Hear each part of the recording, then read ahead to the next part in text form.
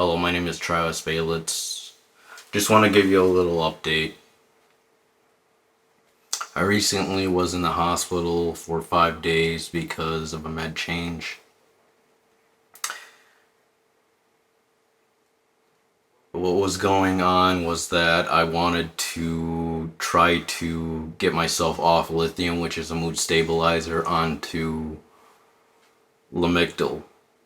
However, that had disastrous results. I was extremely suicidal and I wanted to take my life by hanging myself.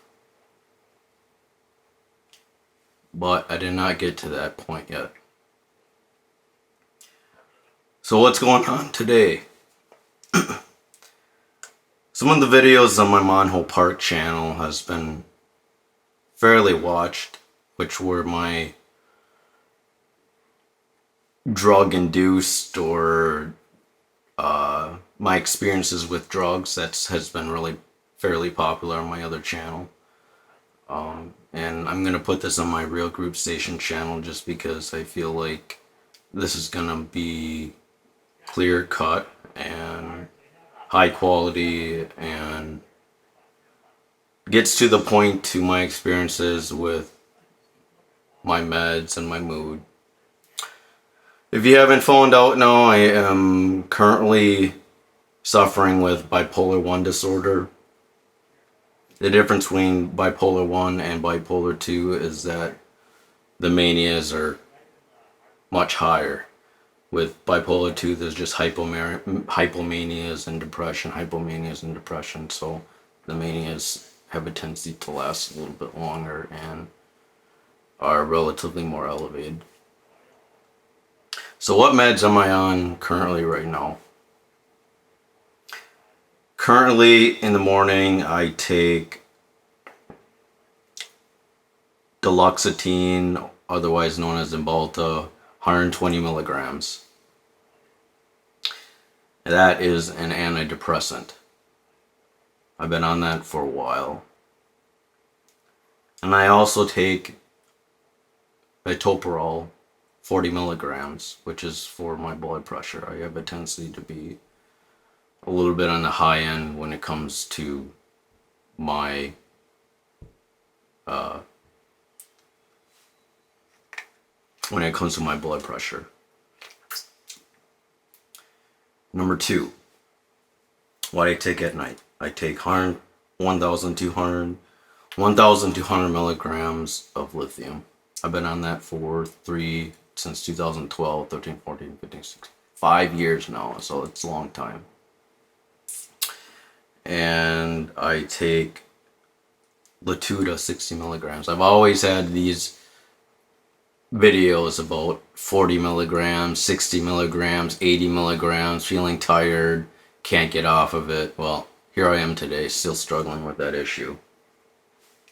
And I also take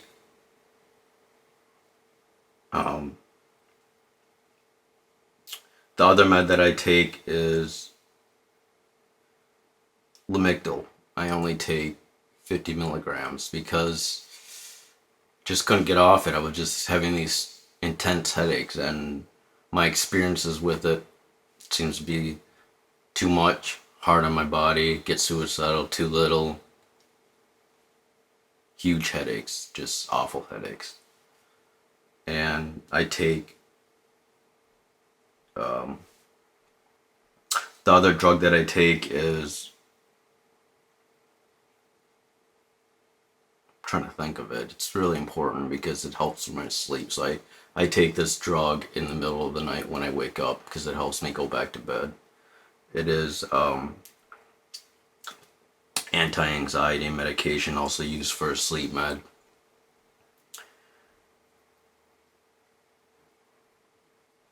It's a little stronger than Ativan, so I want to say it is... God, I wish I could think of it. This is the problem today. I'm not thinking straight. I'm not thinking clear. Just groggy, tired. Slept 16 hours today. Not my usual self. It kind of sucks because I want to spend some time with friends, get out into the community, go to church, feel happy, things like that. But it seems to be that I'm struggling right now.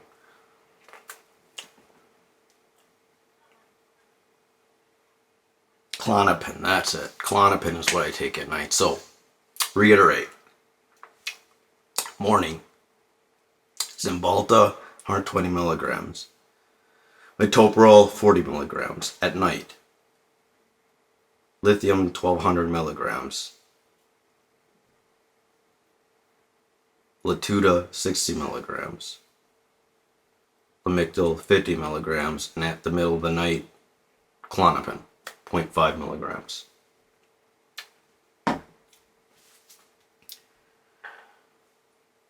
So the big issue today is I'm,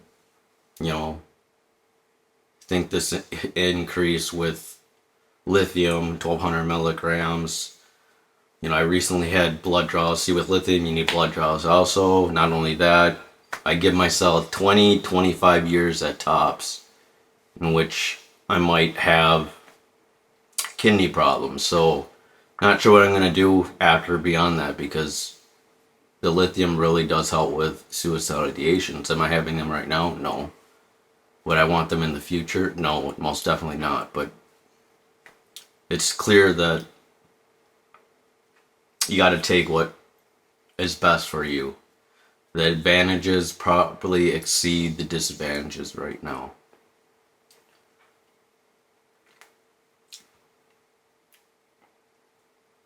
And for those that are on Latuda, low doses, in a year, give yourself a year, okay? Give yourself a year, because within that year, you're going to get over the fatigue. And if you take all this stuff at night, not during like supper or midday or morning. Morning, you want to take antidepressants. Night, you want to take mood stabilizers, antipsychotics, and anti-anxieties, because unless you're on Ativan, which you need take regularly, but other than that, that is what can help you most when it comes to stabilizing your sleep, your fatigue, your tiredness. So that is extremely beneficial. I want you to know that I'm not sure about the Cymbalta. Not sure if it's making me tired. Don't know if it's going to help. I gained like 40 pounds since 2014, and here I'm at like 164.3 pounds. That last time I weighed myself. It's a lot of weight, and that's without clothes, without shoes. So I'm not sure where that is coming from. So far, lithium is the gold standard when it comes to mood. And surprisingly, it wasn't my first medication I was on, because people thought the psychotic problems I was having was worse than the actual mood problem that I was experiencing. But it's gold standard, okay? You want to be between 0.7 and 1.2 when it comes to your toxicology test, when it comes to the lithium test. You want to just be between there. And I am between there. I'm at 1.0, but still I'm sleeping forever. Not sure why. So I'm not too happy about it, but what else can I do when Lamictal isn't doing much? It helps my mood. It really does help my mood, the little bit that I'm on. It helps retain me from getting headaches. And I think the eye strain is caused by low mood, and I don't have it right now, so I'm just trying to figure out what can I do to get myself into a state where I feel much better. Those videos with the Tuda, the video with 24,000 views where I'm having a psychotic episode, you can consider pacing an extreme of going into not psychosis, but suicidal ideation. So when I pace, that's how I revert from getting into suicidal ideation. So that's why I have to do it, because if I don't, then the thoughts pick up, and then I could be in a dangerous situation, and that's not good either. The increased lithium has also helped me from pacing, so ultimately I think I'm doing much better.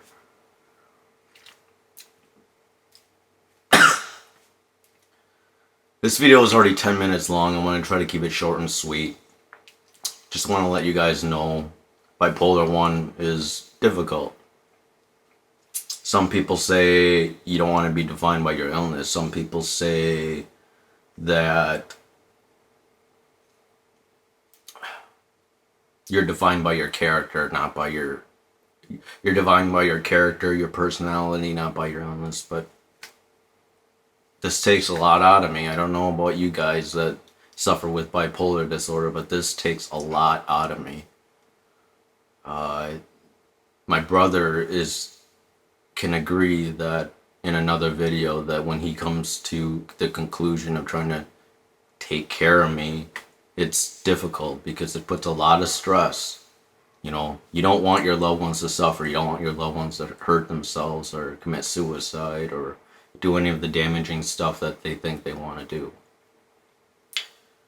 And personally, I'm a pretty insensitive character when it comes to my friends, but for the most part, they know I'm joking, so I don't know. It's a way to kind of avoid my own problems, so that's how I kind of see it as.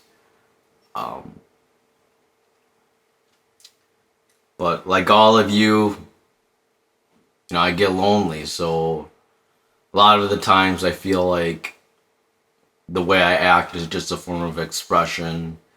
A lot of people, a lot of groups have blocked me because of intolerant content that they view unfriendly. But I gotta say that it's part of my character. So I hope that you guys get something out of this. I hope you guys suffering with bipolar disorder and mood disorder, manic depression, anxiety can fight through this, because there's hope in the end. It's very important to have hope. If you can't believe in God, at least believe in hope. Believe that there's better things out there. I believe in God. That's why I go to church, at least I try to, and that's why I'm involved. But I want you guys to know that